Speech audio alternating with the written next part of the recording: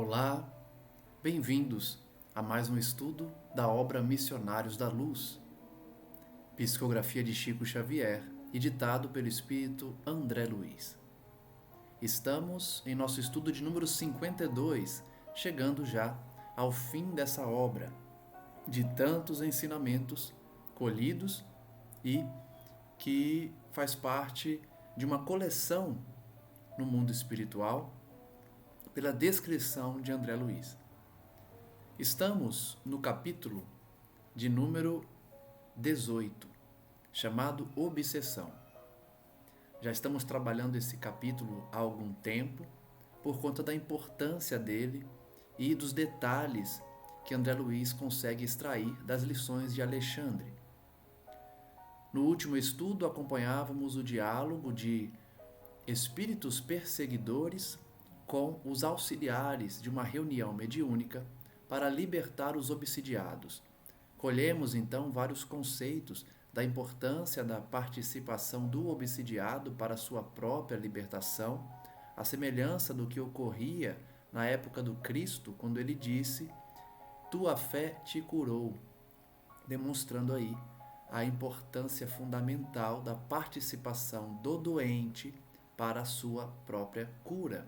Então nós vimos que o obsidiado precisa sair do emaranhado de pensamentos negativos, da teia que ele está totalmente envolvido pelo pensamento dos obsessores.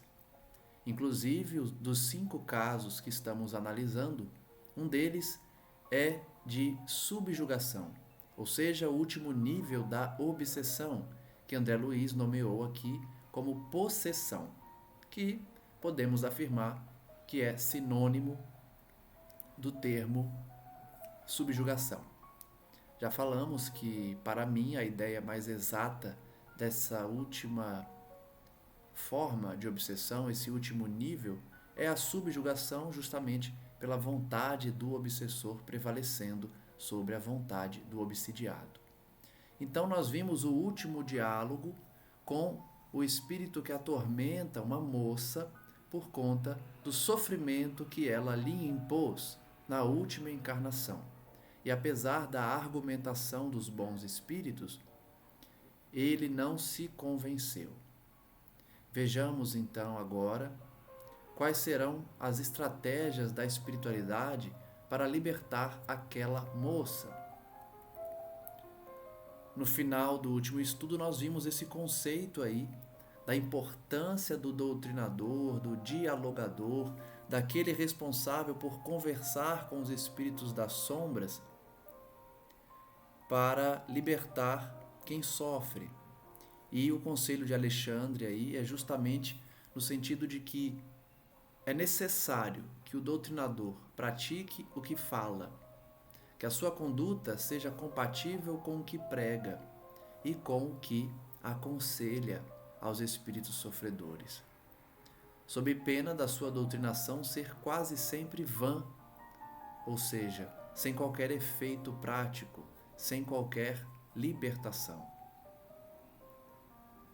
André Luiz faz a reflexão então de que ele percebe que o exemplo arrasta e que o discurso é meramente ideológico. E por conta da conduta correta, digna do doutrinador, há um efeito científico, magnético.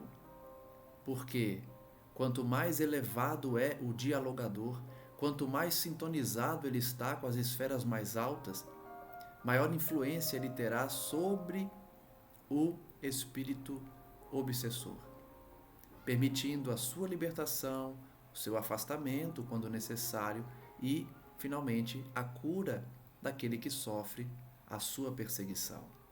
Então, André Luiz faz uma reflexão muito importante, porque, além de atuar no mundo espiritual, o doutrinador cristão, ele também apresenta efeitos científicos, magnético-mentais, já que a sua palavra terá uma força diferente, como nós vimos na descrição da obra, relatando jatos de luz que saíam da boca do doutrinador para o coração e para os ouvidos dos perturbados e dos perturbadores. André Luiz diz então que dos 5 casos que eles estão analisando, apenas aquela pobre irmã apresentava a subjugação, a possessão. Os demais estavam livres daquela influência direta dos perseguidores durante a reunião. Então isso é um fato importante. Durante a reunião, no momento da reunião mediúnica, os obsessores foram afastados dos obsidiados, salvo o obsessor que já estava no nível de subjugação, possessão. Este não foi afastado, porque, como já falamos, a espiritualidade nada pode fazer quando a pessoa obsidiada permite que o nível de influência seja tão alto, que a vinculação energética e mental com o obsessor seja tão forte, que restam a ele somente a oração, o auxílio, o diálogo. Mas afastar o obsessor já não é mais possível nessa fase, dependendo quase que totalmente de uma postura da pessoa perturbada, a fim de que se desvencilhe pouco a pouco da influência negativa do obsessor. Então, dos 5 casos, 4 estavam libertos, ainda que temporariamente, da influência dos obsessores, enquanto aquela moça, aquela jovem, continuava com a presença forte ali, com o espírito praticamente acoplado na sua constituição perispirítica, ou seja, do lado de lá, do lado espiritual. No entanto, diz André Luiz que a jovem, ela reagia àquela influência de forma valorosa. Nós já vimos aqui que dos 5 casos, somente ela está apta para se libertar, e ela está no nível mais alto, no nível mais grave da obsessão. Mesmo assim, ela é a que está mais apta por conta da sua conduta recente de querer libertar-se, de cultivar um pensamento diferente para não ser mais subjugada. Os demais, os outros 4, não estão prontos e, apesar de encontrarem-se libertos temporariamente dos obsessores, eles apresentam um desejo de voltar a se ligar a eles. Eles apresentavam uma inquietude, uma ansiedade para se ligar novamente ao campo de atração dos seus perseguidores. Notem novamente como o obsidiado muitas vezes gosta da presença do obsessor. Sofre, reclama, chora, se desespera, mas muitas vezes não consegue viver sem a presença do espírito que perturba. Parece uma contradição, mas nós vemos isso. Inclusive, nós vemos isso entre encarnados, pessoas que têm uma convivência terrível, brigas, pensamentos infelizes, uma convivência em guerra, não conseguem viver um sem o outro, numa aparente contradição, mas que na verdade revela a intimidade de pensamentos, a identidade de intenções. André Luiz irá dizer então que auxiliares deles haviam afastado os verdugos, expulsando-os daqueles corpos enfermos e atormentados.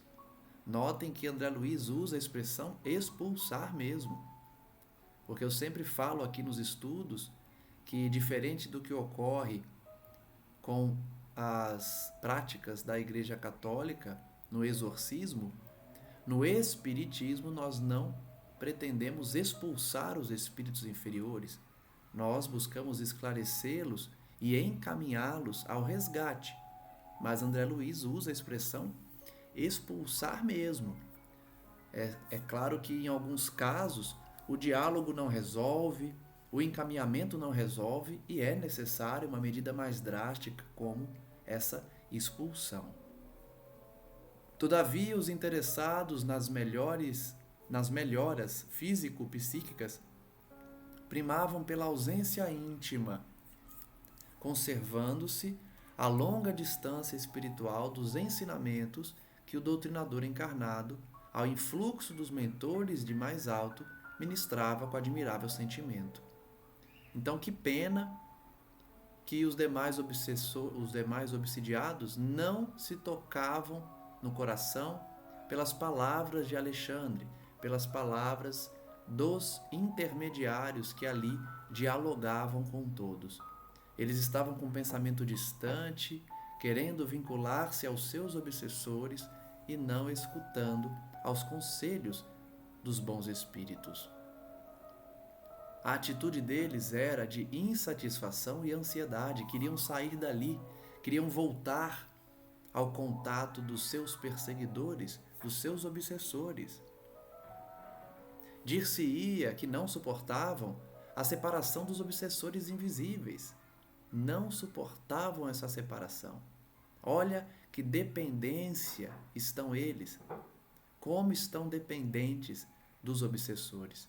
Esse é o perigo que nós todos devemos evitar e cultivar a cada dia pensamentos conforme a prática cristã, para não se vincular com esses espíritos e constituir essa simbiose, essa troca de energias e pensamentos com entidades rasteiras.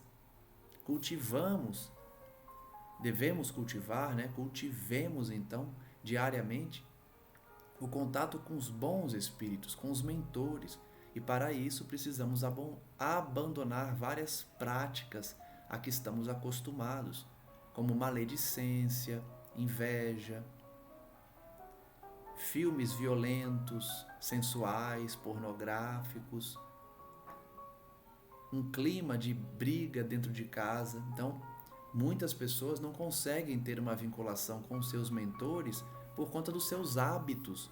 Por isso que reconhece-se o verdadeiro espírita pelo esforço que faz em reprimir suas paixões, em mudar a sua faixa vibratória, em abandonar velhos hábitos materialistas e inferiores para cultivar um dia a dia de oração, de prática do bem, de compreensão do outro, de perdão das ofensas. Por isso é tão difícil elevar-se, mas é possível. Todos nós, em algum momento da vida, nos elevamos espiritualmente. Seja no momento de dor, seja no momento de inspiração divina, de oração, todos já sentimos uma elevação espiritual. A dificuldade é manter essa vibração, manter essa elevação. Essa é a tarefa de cada dia. Viver cada dia procurando a todo momento sintonizar com os nossos mentores, com os nossos amigos espirituais. Não aqueles que nos arrastam para o mal, para o erro, para o pecado, para o vício, mas sim com aqueles que são nossos irmãos mais velhos, nossos instrutores, nossos professores, que querem nosso bem, familiares que já desencarnaram e estão numa boa condição espiritual. São a esses que nós precisamos ouvir os conselhos e procurar sintonizar a todo momento. É por isso que a guerra entre o bem e o mal dentro de nós é constante, é diária. Não adianta ir uma vez à igreja, ao centro espírita, orar antes de dormir e o resto do dia e da semana passar como um materialista, viver como alguém entregue aos vícios ou aos pensamentos inferiores.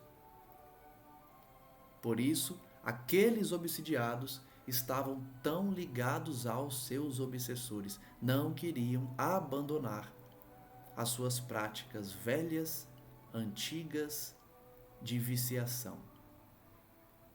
Habituado a enfermos que, pelo menos aparentemente, demonstravam desejo de cura, estranhei a posição mental daqueles que se reuniam em pequenino grupo à nossa frente, tão lamentavelmente desinteressados do remédio que a espiritualidade lhes oferecia por amor.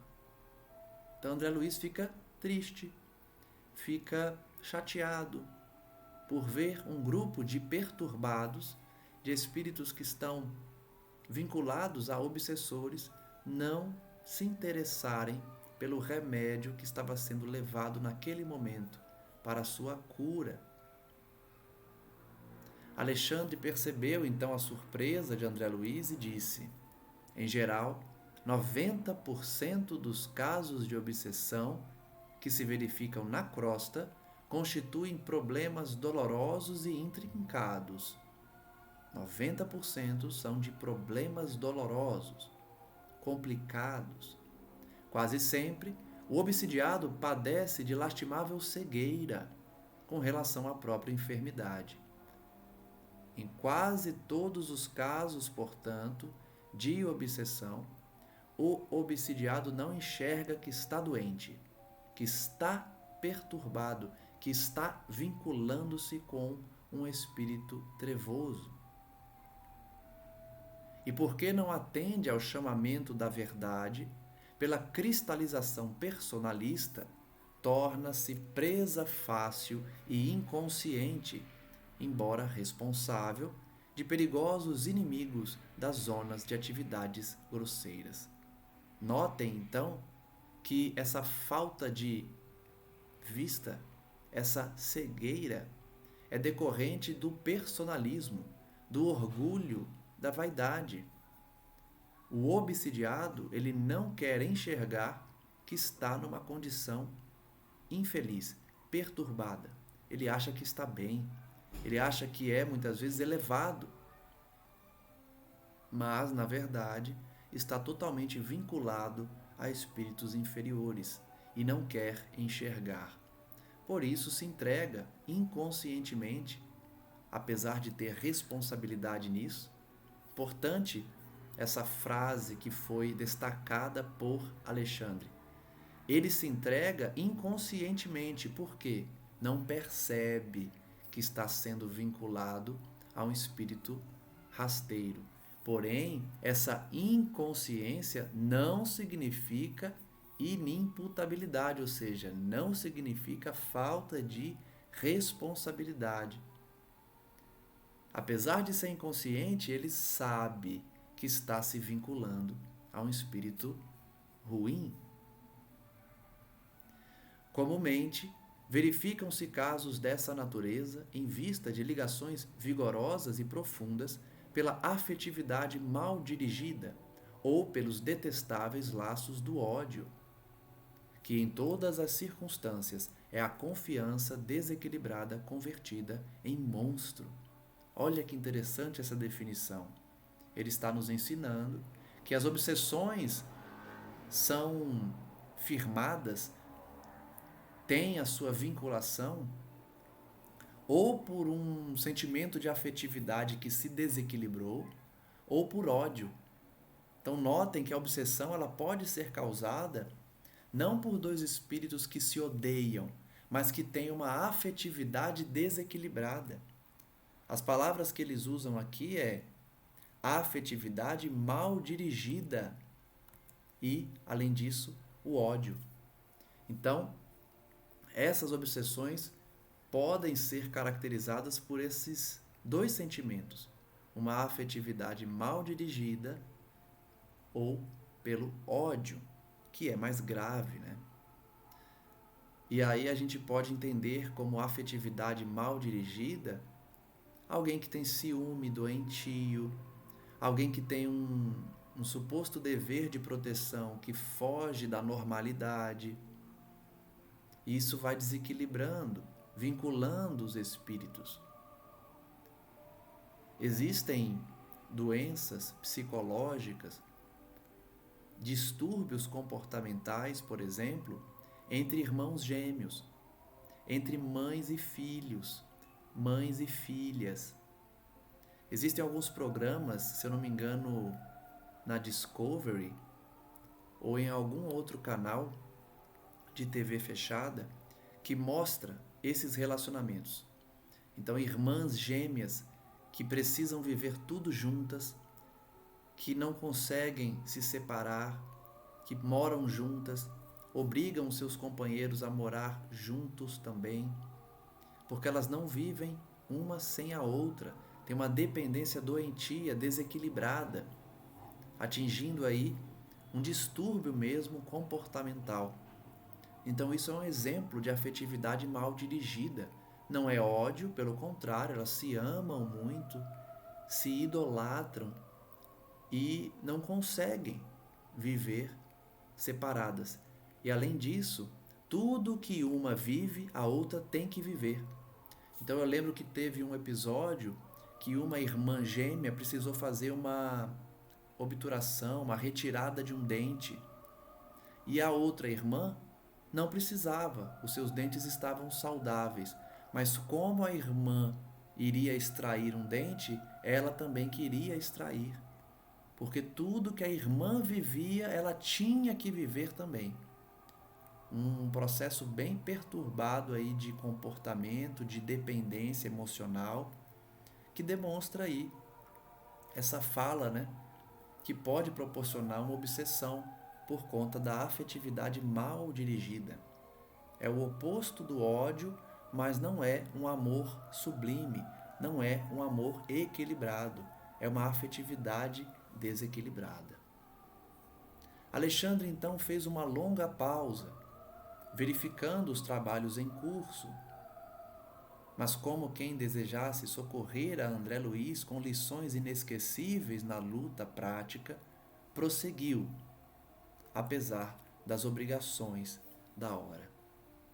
Alexandre então diz: por este motivo, André, ainda mesmo para o psiquiatra esclarecido à luz do espiritismo cristão, a maioria dos casos desta ordem é francamente desconcertante.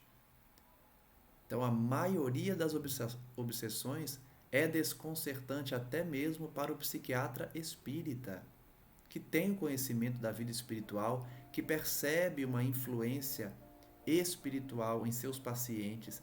Até para ele, as obsessões são em grande parte desconcertantes. Em virtude dos ascendentes sentimentais, cada problema destes exige solução diferente. Cada obsessão exige uma solução diferente. Além disso, importa notar que os nossos companheiros encarnados observam somente uma face da questão. A gente aqui na Terra só consegue enxergar uma faceta da obsessão. Quando cada processo desse teor se caracteriza por aspectos infinitos, com vistas ao passado dos protagonistas encarnados e desencarnados. Então notem a importância da inspiração dos mentores, dos instrutores, no momento em que o doutrinador dialoga com os obsidiados e com os obsessores.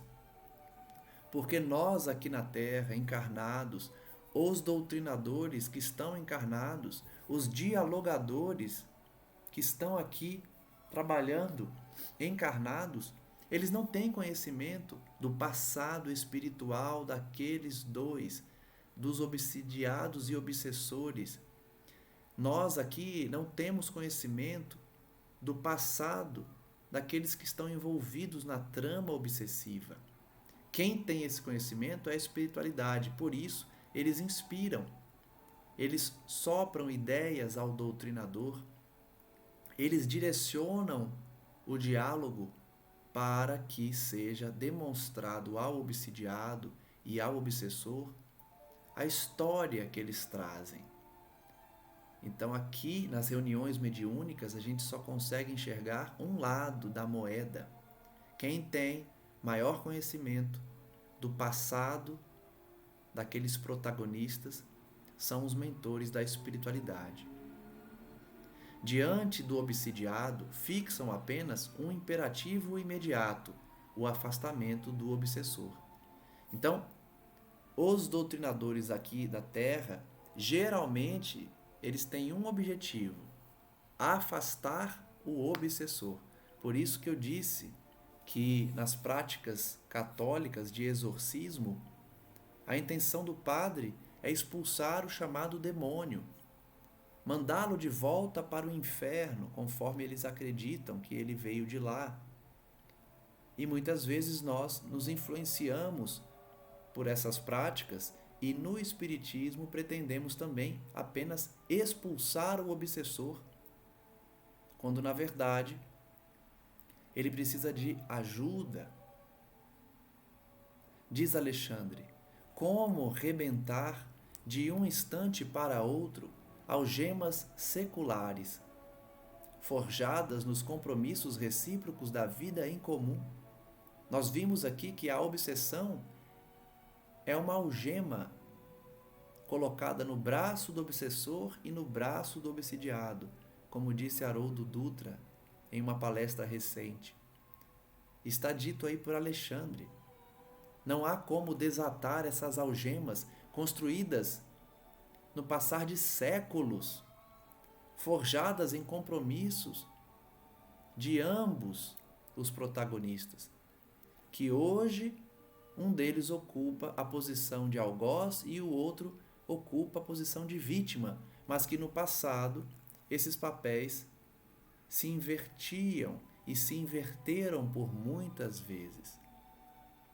Como separar seres que se agarram um ao outro ansiosamente, por compreenderem que na dor de semelhante união permanece o preço do resgate indispensável? Olha que interessante. De forma inconsciente, obsessor e obsidiado se unem, se agarram, porque sabem que nessa dor decorrente da união há um preço de resgate indispensável. Esse resgate precisa acontecer, mas não precisa ser dessa forma, em que um persegue, em que um odeia, enquanto o outro sofre e depois invertem-se os papéis. Efetivamente, não faltam os casos, raros embora, de libertação quase instantânea. Então existem os casos em que há uma libertação imediata, como nós vimos nas parábolas e nos contextos extraídos do Evangelho, em que Jesus expulsava os espíritos perturbadores das suas vítimas imediatamente. Mas Jesus tinha uma autoridade moral incomparável, não é? Hoje, então, é muito raro que nós consigamos resolver uma obsessão de forma instantânea, imediata, porque o espírito não abandona a ideia da perseguição tão facilmente. Ele tentará convencer, ele tentará justificar, como nós vimos aí. Os dois casos que foram descritos nos últimos estudos, nós vimos os obsessores falarem que Jesus estava do lado deles, que Jesus estava do lado da justiça e por isso a obsessão era justificada. Vimos um outro dizer: Jesus não concorda com a escravidão, eu fui escravizado, então Jesus está do meu lado. Eles tentam argumentar, eles tentam justificar. A libertação quase nunca é instantânea. É preciso conversar com eles, dialogar, convencê-los, demonstrar o equívoco. E mesmo assim eles não se ajustam, eles não desistem. Nós vimos que o caso mais recente narrado, aquele que havia sido escravo, apesar de ouvir as conclusões lógicas do doutrinador, ele disse: as palavras não serão suficientes, não vou desistir de perseguir a quem eu odeio apenas porque você está falando coisas lógicas, coisas que eu percebo que são corretas, mas não basta falar. Então é muito raro essa libertação instantânea. Aí, porém, vemos o fim de laborioso processo redentor. Ou então encontramos o doente, que de fato faz violência a si mesmo, a fim de abreviar a cura necessária. Então, como é difícil encontrar casos de libertação instantânea, a grande maioria apresenta um processo trabalhoso de libertação. Ou eles encontram um doente que se violenta a si mesmo para abreviar a cura. Examinando então a extensão dos obstáculos ao restabelecimento completo dos doentes psíquicos, André Luiz diz: depreende-se então que Alexandre, porém, não deixou André Luiz terminar a conclusão dele. Cortou a frase inoportuna, dizendo: já sei o que vai dizer.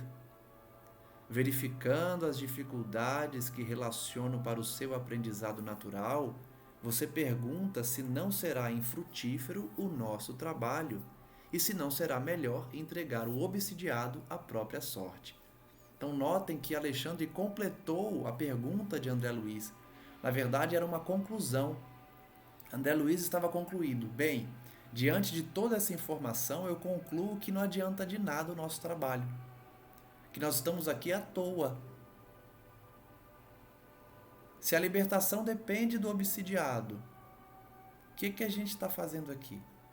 Então Alexandre não deixa ele falar essas coisas, porque sabe que ele vai dizer isso, e conclui por ele: André, eu sei que você está achando que o nosso trabalho não tem valor algum aqui, não tem porquê, que é melhor entregar a eles a própria sorte. Esta observação, contudo, é um contrassenso. Se você estivesse na terra, ainda na carne, e visse um filho amado em condições pré-agônicas, totalmente desenganado pela medicina humana, teria coragem de abandoná-lo ao sabor das circunstâncias? Então, olha que pergunta Alexandre faz a André Luiz. André, você diz que nosso trabalho não tem um porquê, não faz diferença, porque a obsessão precisa da contribuição primordial do obsidiado. Então eu te pergunto, se você estivesse encarnado e um filho seu estivesse morrendo no leito, desenganado pelos médicos, sem possibilidade de cura, você iria abandoná-lo? Deixá-lo morrer? Não confiaria em algum recurso inesperado de Deus, da providência divina? Não aguardaria ansioso a manifestação favorável da natureza? Quem está firmemente no âmago do coração de um homem, nosso irmão, para dizer com certeza matemática se ele vai reagir contra o mal ou deixar de fazê-lo? Se pretende o repouso ou o trabalho ativo?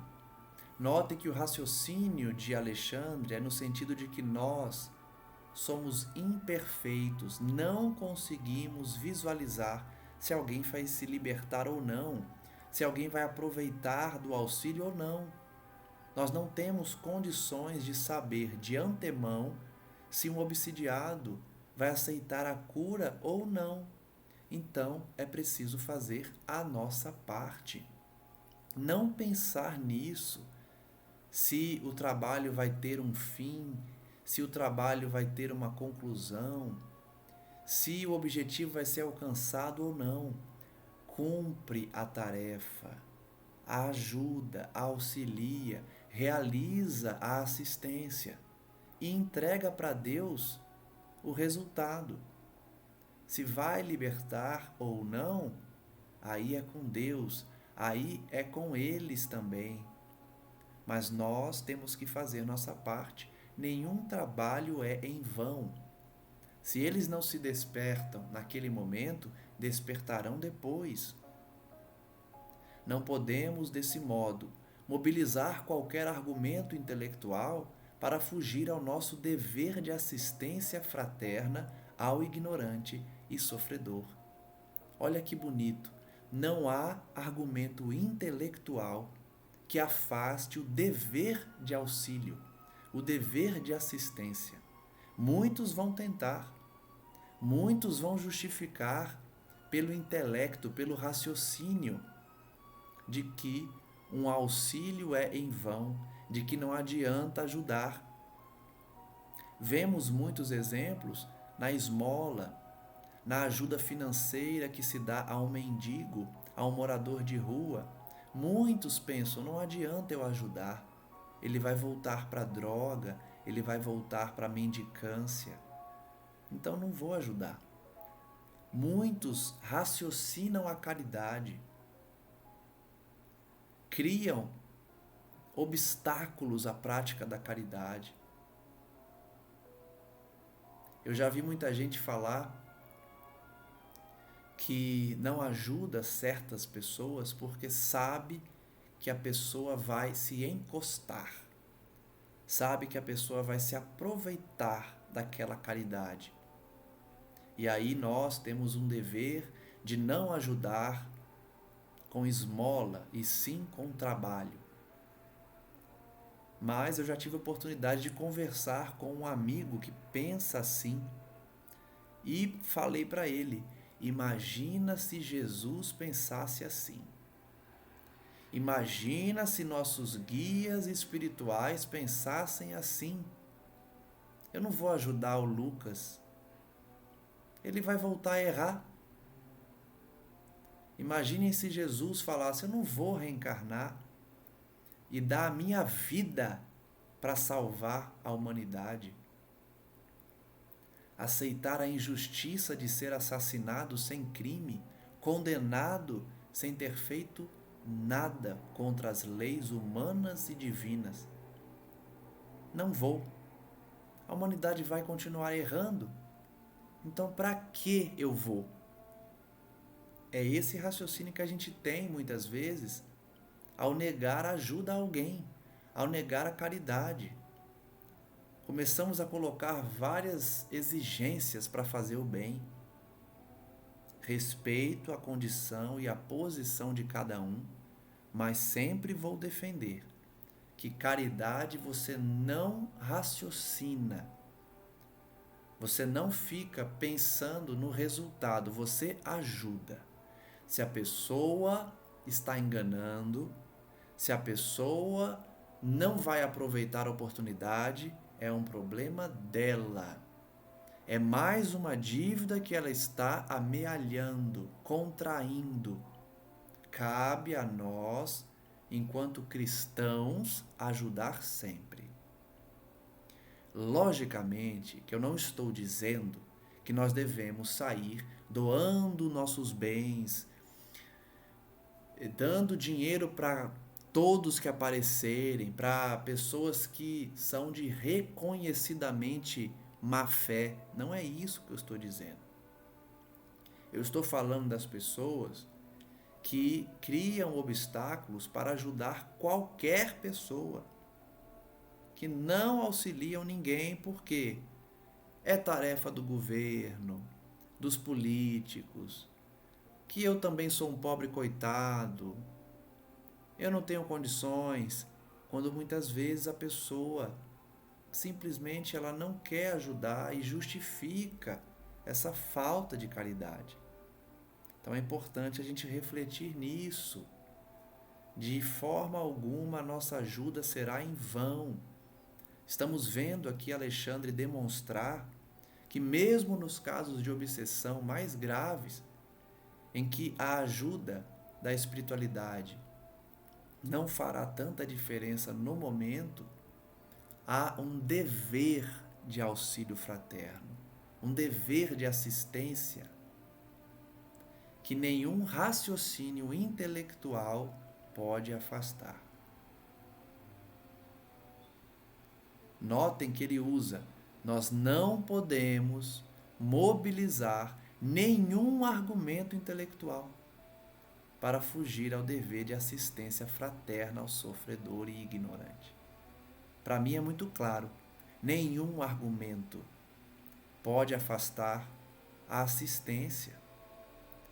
Eu sempre falo do exemplo da fila que se fazia para visitarem o Chico Xavier, para receber dele um pedaço de pão e uns trocados, e a assistente indaga ao Chico: Chico, o que a gente faz com as pessoas que estão na fila, mas nós sabemos que elas não precisam da ajuda? E Chico responde: deixa elas, porque elas estão treinando para pedir na próxima encarnação. Elas não precisam da esmola hoje. Estão querendo se aproveitar da caridade alheia para ganhar um dinheiro extra.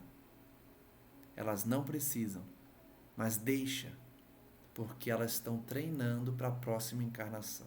Ou seja, a lei de ação e reação, a lei divina em que nós colhemos o que plantamos é implacável. Quem abusa de um direito retornará com as consequências desse abuso. Então, quem aceita ou pede ajuda sem precisar está se endividando. Não é a pessoa que dá o auxílio que precisa se preocupar com o objetivo final daquela ajuda. Simplesmente ajude sempre. Urge atender a nossa parte de obrigação imediata, compreendendo que a construção do amor é também uma obra de tempo. Então tem pessoas que só com o tempo vão entender e vão receber aquele amor que a gente enviou, que a gente deu. Em muitas ocasiões, esse reconhecimento não é imediato. E a gente sabe que tem pessoas que desistem de fazer a caridade porque não receberam o aplauso, não receberam sequer um obrigado, a gratidão de quem foi ajudado. Isso vai acontecer. Nenhum cristão pode desestimular-se na caminhada de auxílio porque não recebeu a gratidão alheia, porque não recebeu a compreensão de quem foi auxiliado de forma a ser grato. Nós não fazemos o bem esperando que a pessoa fique grata, que a pessoa reconheça o nosso bem. Inclusive, nós já estudamos no Evangelho segundo o Espiritismo que essa caridade não tem valor. Quem faz a caridade esperando recompensa, seja qual for essa recompensa, a sua caridade não tem valor. E aqui eu não estou dizendo das pessoas que fazem o bem e sabem que receberão a simpatia dos bons espíritos, que receberão bênçãos pela oração de quem foi ajudado. Isso não é fazer caridade com interesse, isso é uma consequência natural da caridade. Nós ganhamos a simpatia dos bons espíritos e recebemos as bênçãos da pessoa que agradece e ora por nós. Isso não é fazer caridade por interesse. Caridade por interesse é querer que a pessoa aplauda, se ajoelhe, nos exalte a humildade e a caridade. São as pessoas que querem receber uma exaltação, uma massagem no seu ego. É essa caridade que não tem valor, mas não deixa de ter um pequeno valor, porque a pessoa está sendo ajudada. Ainda que quem ajude não esteja realizando de coração puro, a pessoa está tendo a fome sanada, a doença curada, o auxílio recebido. A construção do amor, portanto, é uma questão de tempo. Nenhuma palavra, nenhum gesto ou pensamento nos serviços do bem permanece perdido. Isso é muito importante. A gente precisa ter essa consciência. Nenhum auxílio se perde, nenhuma caridade se perde, ainda que as consequências não sejam imediatas.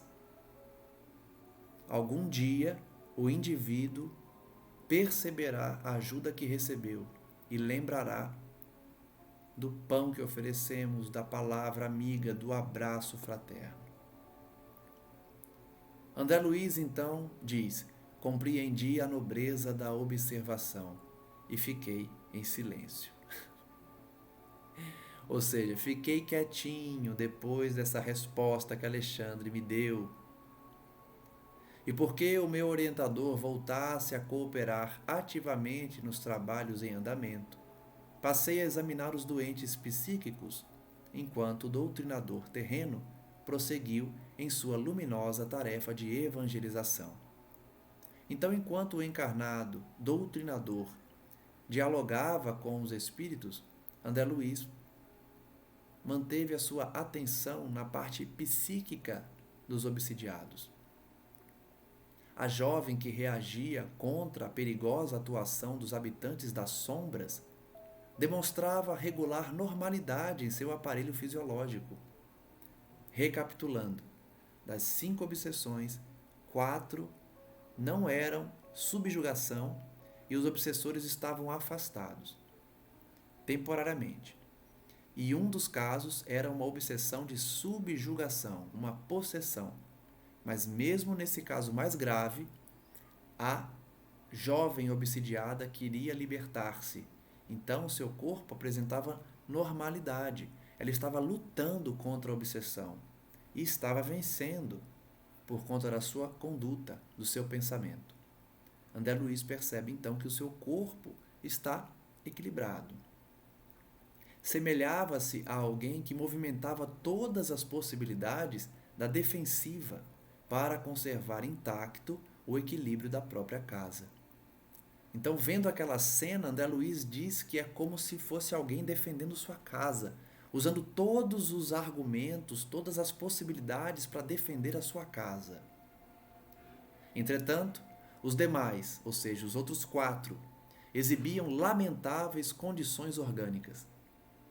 Os outros 4 que ainda não estavam no processo de subjugação, de possessão, estavam separados dos seus obsessores, mas desejando ardentemente que eles voltassem. E por isso, os seus corpos físicos estavam em condições lamentáveis. A desventurada possessa, a jovem, apresentava sérias perturbações, desde o cérebro até os nervos lombares e sacros, demonstrando completa desorganização do centro da sensibilidade. Percebo agora aqui que preciso fazer uma correção, então. Dos 5 casos, somente um está apto a se libertar, que é uma moça. Não é essa moça em estado de possessão. Então, nós vimos aqui, se eu não me engano, dos 5 casos, 3 são homens e 2 casos são mulheres. Não sei se estou correto, porque essa informação já tem umas 3 lives para trás. Mas eu estava achando, pela leitura, que o caso da possessão, da subjugação, era o caso que a moça estava se libertando. Mas nós vemos aqui, com a descrição do seu corpo físico, que não é isso. A moça que está se libertando, ela ainda não está no nível de possessão. Ela ainda não está subjugada. Já uma outra moça, também obsidiada, está completamente dominada. E por isso seu corpo apresenta perturbações do cérebro até os nervos lombares. Completamente desorganizada na sensibilidade, além das fibras motoras. Esses desequilíbrios não se caracterizavam apenas no sistema nervoso, mas também nas glândulas em geral, nos mais diversos órgãos. Nós já estudamos aqui, inclusive nessa obra, a questão da glândula pineal, a questão de como essa glândula influencia na produção dos hormônios dos diversos órgãos, no equilíbrio fisiológico do corpo. Então imaginem as perturbações que um obsessor provoca, especialmente no nível da subjugação. Ele vomita a todo momento energias pútridas, negativas, desequilibradas, que são absorvidas pelo obsessor, porque ele está em sintonia, ele aceita essas energias. E aí o seu corpo físico deteriora de uma forma muito intensa. Nos demais obsidiados, os fenômenos de degradação física não eram menores. Então, apesar dos demais não apresentarem a subjugação, o desequilíbrio também era grande. 2 deles revelavam estranhas intoxicações no fígado e nos rins. Um outro mostrava singular desequilíbrio do coração e pulmões, tendendo à insuficiência cardíaca em conúbio com a pré-tuberculose avançada.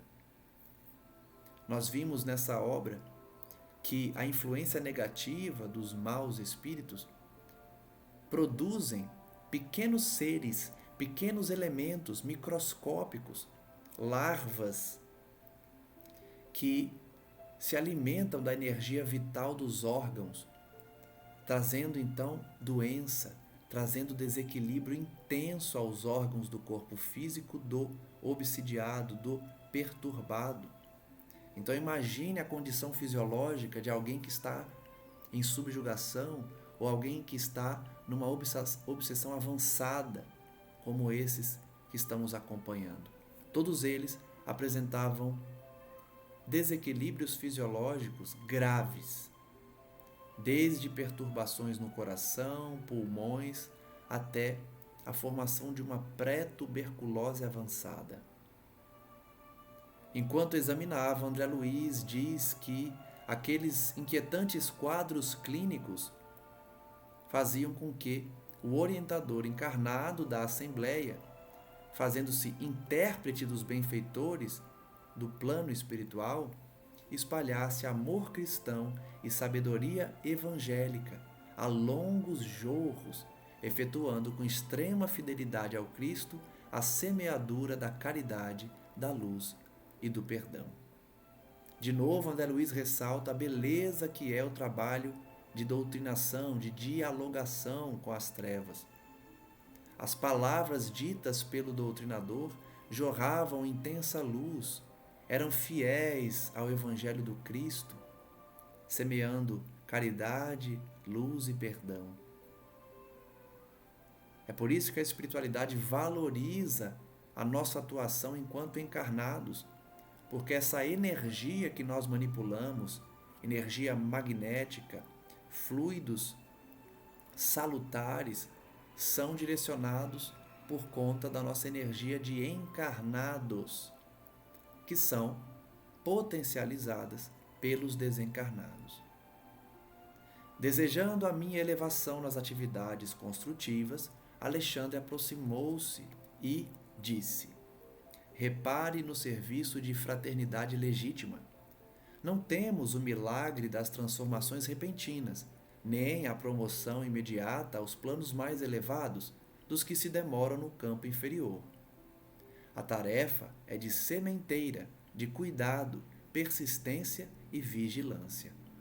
Então Alexandre procura demonstrar a André Luiz a importância do trabalho de assistência fraterna, de fraternidade legítima. E apesar de não fazer milagres, ou seja, curar imediatamente os perturbados, nem promover a elevação deles aos planos mais elevados, daqueles que estão ainda vinculados à inferioridade, a tarefa é paciente, de construção, de plantação, de sementeira, cuidando deles de forma persistente. Não se quebram grilhões de muitos séculos em um instante, nem se edifica uma cidade em um dia. Alexandre volta a dizer que as algemas seculares não podem ser quebradas de forma repentina. Uma cidade não é construída de repente. É indispensável desgastar as algemas do mal com perseverança e praticar o bem com ânimo evangélico. Então, com essas palavras belíssimas de Alexandre, a gente pode fazer as reflexões finais do estudo de hoje, em que nenhuma caridade se perde no tempo, em que nós nunca devemos deixar de praticar o bem, procurando afastar com raciocínios intelectuais que a nossa ajuda não dará em nada, que o auxílio depende de outros órgãos governamentais, de outras pessoas mais bem favorecidas do que nós. Não utilizemos desses argumentos. Ajudemos sempre, à medida das nossas possibilidades, é claro. mas não percamos a oportunidade de fazer o bem, construindo teses, utilizando argumentos intelectuais para não fazer o bem, porque nos arrependeremos.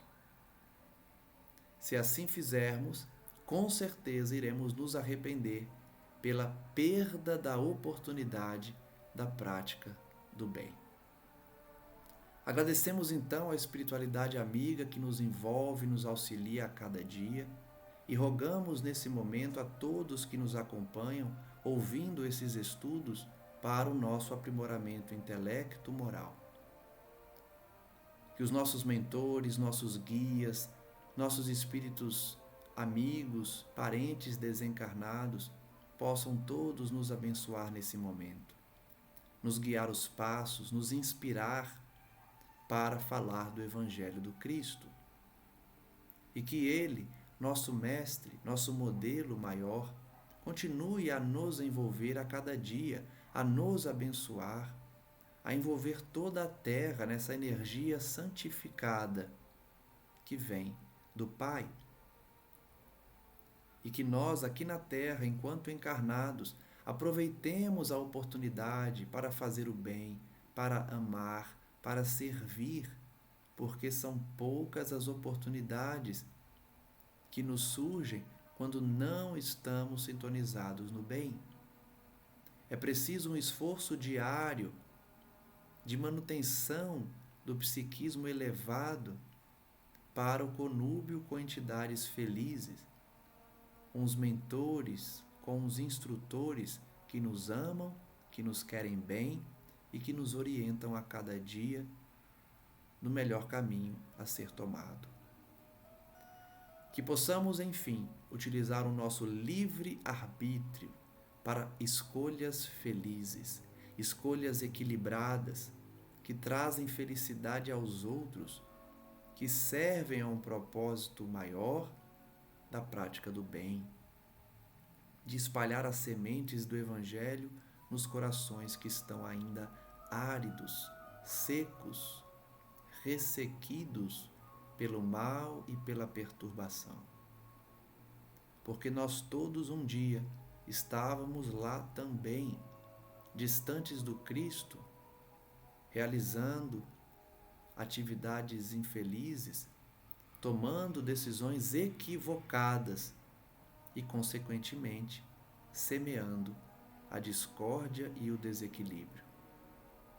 Que hoje, então, possamos, ao contrário, semear felicidade, alívio do sofrimento, enxugar lágrimas dos que sofrem e que ainda não têm uma fé desenvolvida como a nossa, uma certeza da vida espiritual e, principalmente, da magnanimidade do Senhor, da perfeição de nosso Criador e de sua magnanimidade. Agradecemos então a oportunidade e rogamos que os bons espíritos nos acompanhem a cada dia para que nós não caiamos em tentação e não nos afastemos da santa consciência do Cristo que nos envolve a cada dia. Que assim seja, graças damos e até o próximo estudo. Um forte abraço a todos.